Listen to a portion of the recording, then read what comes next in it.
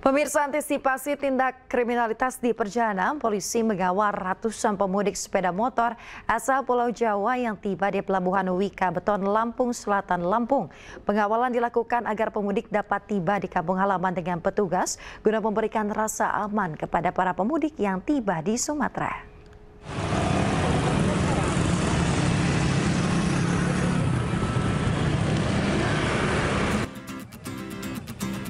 Ratusan pemudik sepeda motor asal Pulau Jawa yang tiba di Pelabuhan Wika Beton, Lampung Selatan dikawal anggota Satlantas Polres Lampung Selatan.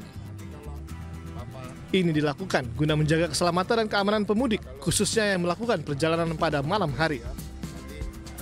Untuk memperlancar proses pengawalan, polisi akan berkoordinasi dengan petugas KSOP Bakahuni terkait kapal yang sandar di dermaga Wika Beton yang dikhususkan untuk kendaraan roda 2. Pengawalan ini ditujukan untuk demi terciptanya keamanan yang tercipta pada para pemudik, sehingga kita harapkan ya tidak terjadi hal-hal yang tidak diinginkan seperti begal dan lain sebagainya, sehingga kita akan kawal sampai dengan perbatasan Bandar Lampung, kita kawal secara estafet. Pemudik mengaku bisa mudik dengan tenang karena dikawal polisi dan tiba dengan selamat di kampung halaman. Seharusnya ya seperti ini kan, polisi mengayomi dan melindungi masyarakat.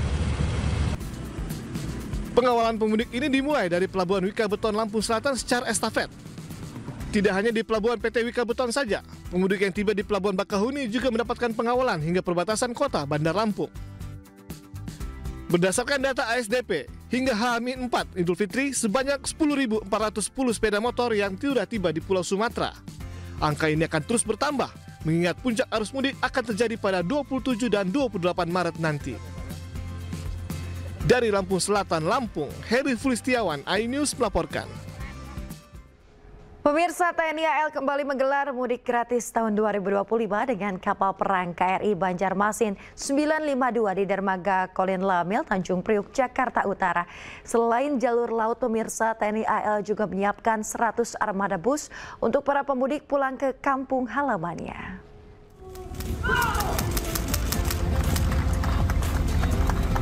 Acara pelepasan mudik gratis 2025 TNI Angkatan Laut digelar di dermaga Kolin Lamil, Tanjung Priuk, Jakarta Utara, Kamis pagi.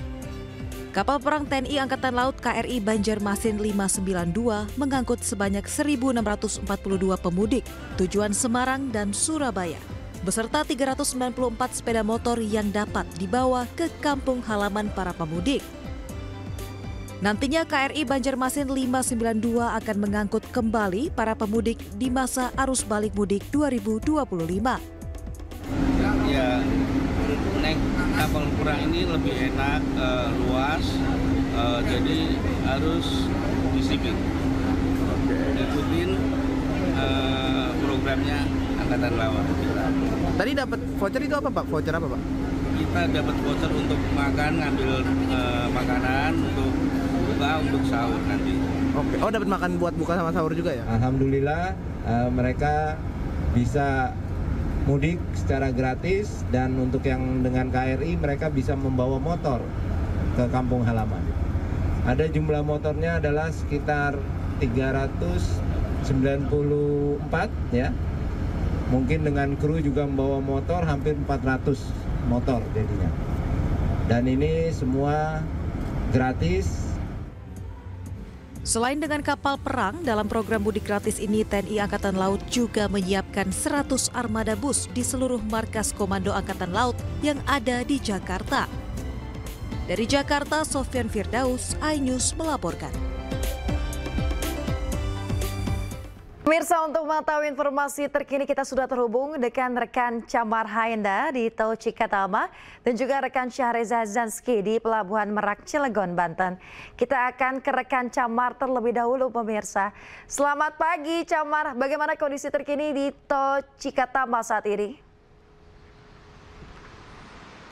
Ya, selamat pagi Yasmin dan juga pemirsa. Hari ini merupakan hari pertama dari puncak arus mudik, dan kalau kita bisa lihat tadi data terakhir sampai dengan pukul 4 pagi saja sudah ada lebih dari 78.000 kendaraan yang meninggalkan Jabodetabek melalui gerbang tol Cikatama.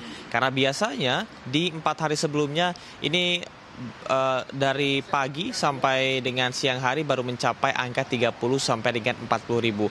Angka yang cukup signifikan, sementara dari arah Jakarta menuju, dari arah Jawa menuju ke Jakarta maksud kami, ini sekitar 5.000 kendaraan saja.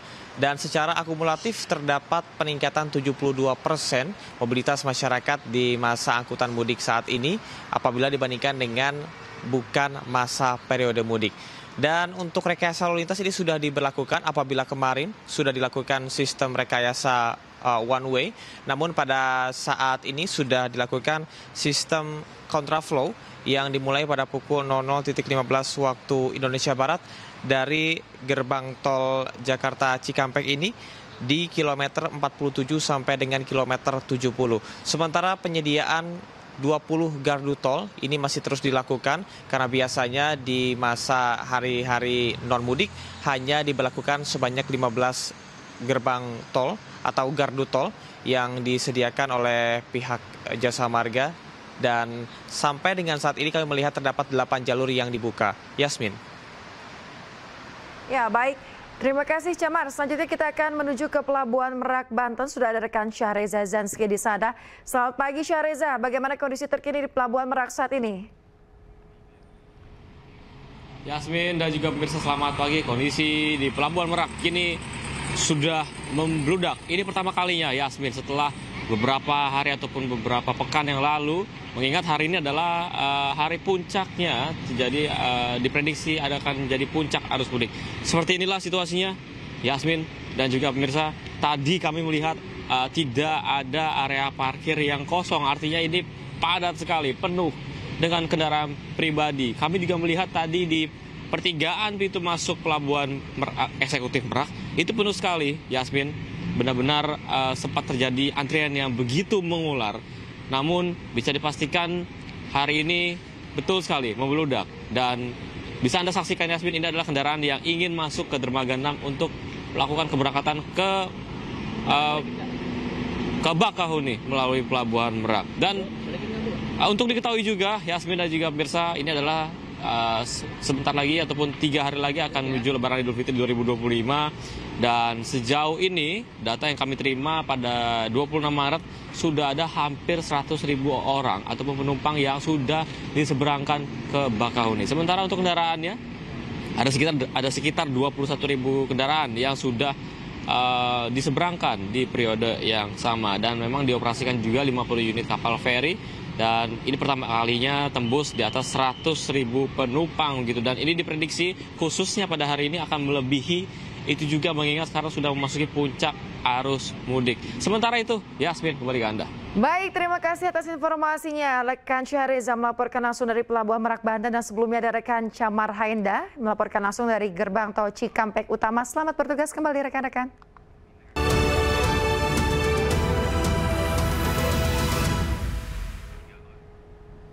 Ya, pemirsa, Anda menyaksikan Breaking News bersama saya, Yasmin Atania. Pemirsa, puncak arus mudik, ribuan kendaraan pemudik merayap 15 km di jalur B ruas tol Pejagaan Pemalang Jumat dini hari. Sejumlah pemudik bahkan turun dari mobil dan memarkirkan kendaraan di bahu jalan.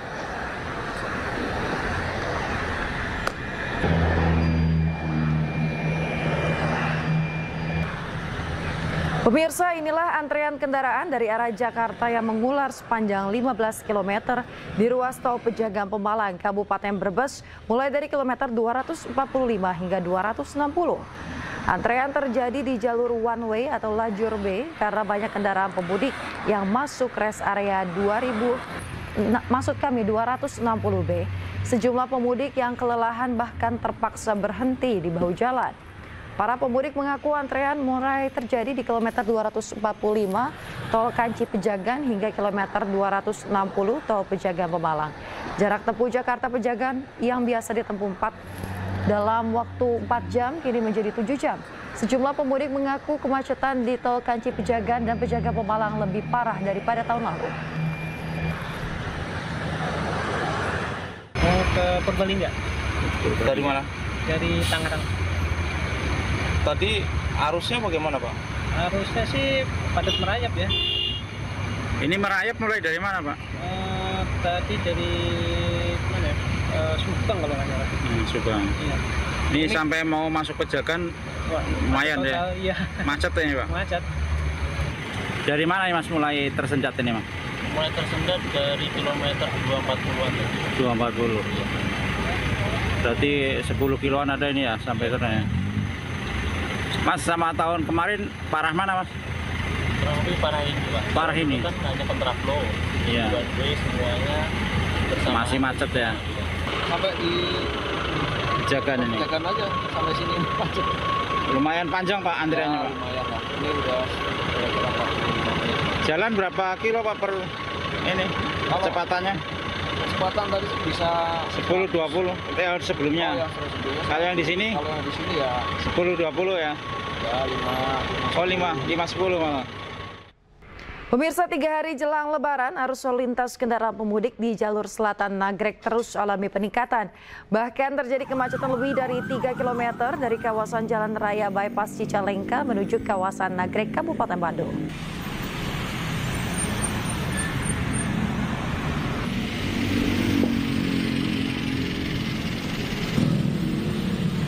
Seperti inilah pemirsa kemacetan di jalur selatan Nagrek, Kabupaten Bandung, Jawa Barat pada Jumat dini hari. 3 hari jelang Lebaran, kemacetan arus lalu lintas di jalur ini mulai terlihat dari kawasan Jalan Raya Bypass Cicalengka menuju kawasan Nagrek atau sepanjang lebih dari 3 km. Kepadatan didominasi oleh kendaraan pribadi serta bus penumpang. Kemacetan ini disebabkan oleh volume kendaraan yang terus meningkat serta adanya penyempitan lajur di kawasan Nagrek Cicalengka. Meski terjadi kepadatan, polisi belum memberlakukan kontraflow. Diperkirakan kepadatan arus mudik di jalur selatan Nagrek akan terus meningkat pada H-2 Lebaran.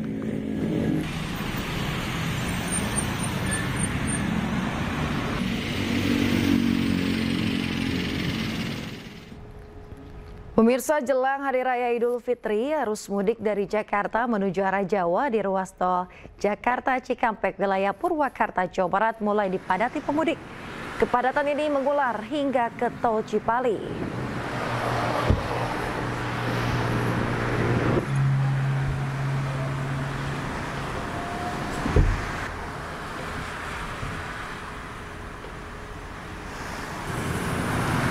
Meski pihak kepolisian telah menggunakan sistem satu arah atau kontraflow, namun arus lalu lintas dari arah Jakarta menuju arah Jawa di ruas tol Jakarta Cikampek, tepatnya di kilometer 72 terpantau padat. Kepadatan ini mengular hingga ke tol Cipali, wilayah Purwakarta. Banyak warga Jakarta dan sekitarnya yang memilih mudik ke kampung halaman ke Jawa Tengah dan juga Jawa Timur pada Kamis malam. Meski demikian, pemirsa, belum terpantau kemacetan di lokasi. Diprediksi puncak arus mudik terjadi pada H-3 dan juga H-2 Lebaran.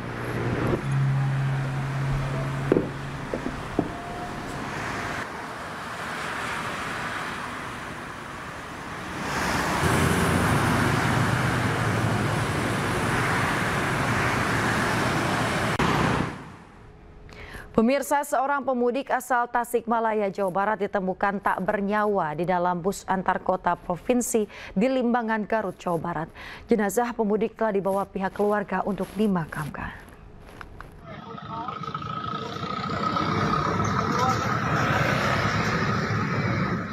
Inilah video amatir yang memperlihatkan evakuasi seorang pemudik asal Tasikmalaya yang ditemukan tak bernyawa di dalam sebuah bus antar kota provinsi di jalur nasional Limbangan, Garut.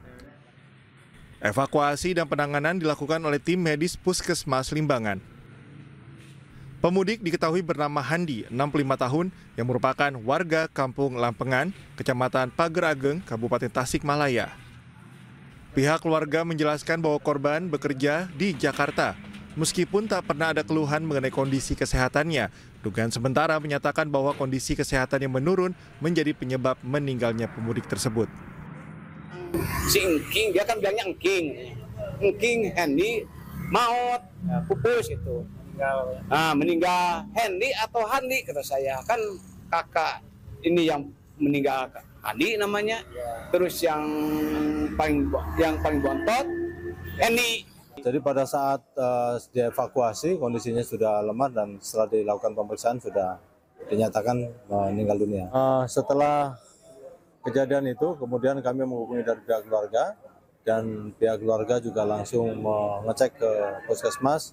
Kemudian pihak keluarga pun keberatan untuk dilakukan otopsi dan akhirnya dilakukan pemulasaraan sebagaimana mestinya. Kini jenazah telah dibawa pihak keluarga ke kampung halaman untuk segera dimakamkan. Dari Garut, Jawa Barat, Iis Solihin, iNews melaporkan. Pemirsa, terjebak kemacetan di Pelabuhan Gilimanuk hingga 8 jam. Seorang balita menangis kelelahan. Balita dan orang tuanya kemudian dibawa ke pos pelayanan terpadu untuk mendapat bantuan kesehatan.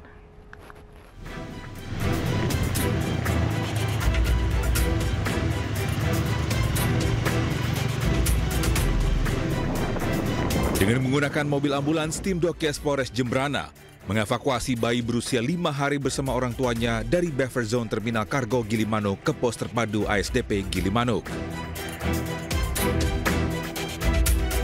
Menggunakan mobil travel, balita tersebut dan orang tuanya berada di Pelabuhan Gilimanuk untuk menyeberang menuju Jember. Namun diduga kelelahan akibat terjebak macet hingga 8 jam. Balita tersebut menangis. Orang tua balita memutuskan meminta pertolongan ke tim kesehatan yang ada di Terminal Kargo.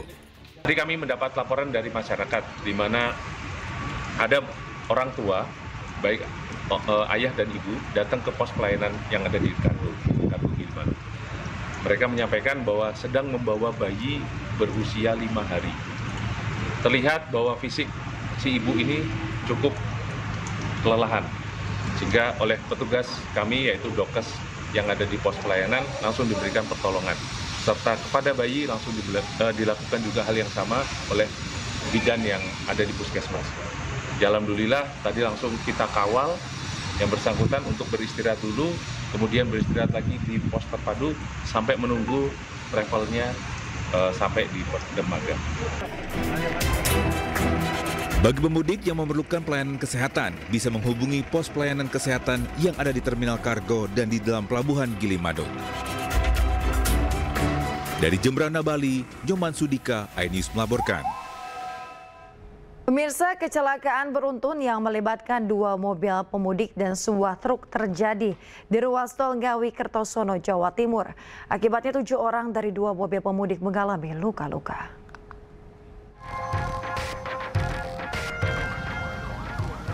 Kecelakaan beruntun yang melibatkan 2 kendaraan pemudik dan truk terjadi di ruas tol Ngawi Kertosono, tepatnya di kilometer 588 hingga 200A, Kabupaten Ngawi. Kecelakaan bermula saat mobil pemudik berjenis SUV melaju dari arah Ngawi menuju Surabaya di jalur lambat. Mobil tiba-tiba menabrak bagian samping belakang truk box tronton yang sedang parkir di bahu jalan karena bercaban. Tabrakan keduanya membuat mobil SUV terguling berkali-kali hingga ke jalur cepat dan menabrak sebuah minibus.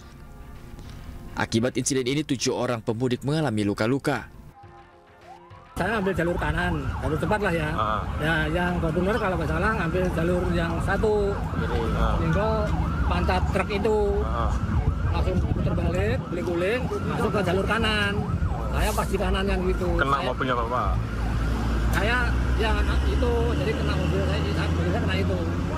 Untuk mobil box CNT ngangkut paket, saat berhenti ditabrak sama kendaraan Fortuner, kemudian oleng ditabrak sama Innova yang arah ke timur.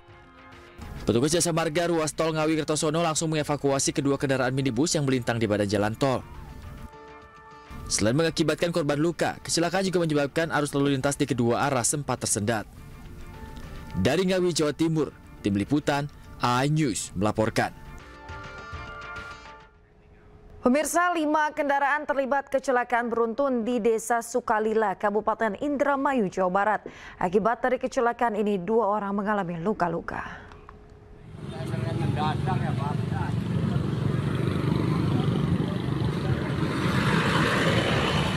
Kecelakaan beruntun ini terjadi di jalur Pantura, Desa Sukalila, Kabupaten Indramayu, Jawa Barat. Kecelakaan berawal saat salah satu kendaraan yang melaju dari Cirebon menuju Jakarta hendak berputar arah di lokasi kejadian. Namun di saat bersamaan muncul kontainer yang langsung menabrak belakang dan berhenti hingga disusul hantaman dari 3 kendaraan di belakangnya. Akibat insiden ini 2 orang mengalami luka ringan akibat terbentur badan kendaraan dan dilarikan ke puskesmas terdekat.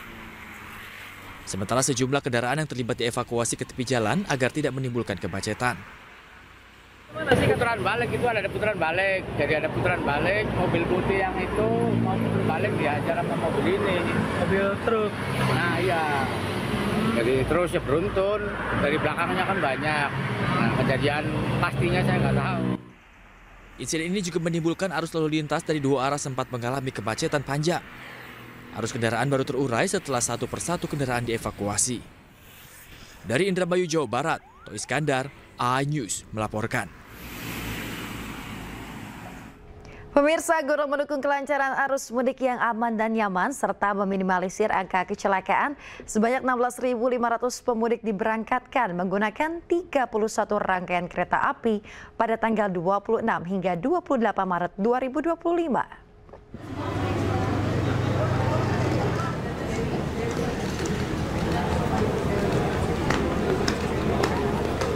Program mudik gratis mendapat antusiasme tinggi dari masyarakat. Dirut Jasara Harja, Rifan A. Purwantono mengatakan pihaknya ingin memastikan pemudik dapat pulang ke kampung halaman dengan selamat, nyaman, dan gratis. Mudik gratis dengan kereta bertujuan untuk mengurangi volume kendaraan pribadi di jalan raya demi menekan kepadatan dan juga angka kecelakaan. Rifan juga mengimbau bagi masyarakat yang mudik melalui jalur darat agar menyiapkan kendaraan pribadi dengan baik dan juga mengikuti petunjuk dari petugas. Kalau menggunakan pribadi, maka pastikan kendaraan itu berfungsi secara baik rem, kemudian lampu dan sebagainya. Lalu yang kedua adalah pengemudinya yang harus berkeselamatan. Kalau jarak tertentu ya harus menggunakan apakah cara istirahat yang baik atau dengan 2 pengemudi. Kalau mengendarai kendaraan umum yang sewa, pastikan kendaraan yang dipakai adalah sudah melakukan rem cek, dicek fungsinya, dan pengemudinya juga sama, yang betul-betul yang tahu menjaga kesehatan dan kesiapannya.